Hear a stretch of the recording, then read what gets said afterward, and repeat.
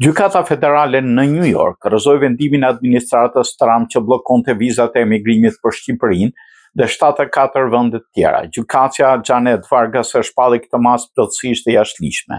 Sipas vendimit, Departamenti i Shtetit shkeli ligjin federal të vitit 1965, që ndalon diskriminimin e aplikantëve mbi bazën e kombësisë, si dhe të kaloi kompetencat e tij ligjore. Në vendimin e saj, gjykata theksoi se ligji amerikan kërkon që çdo aplikant vlerësohet individualisht për të ardhurat, shëndetin dhe aftësitë dhe refuzim kolektiv sipas kombësisë.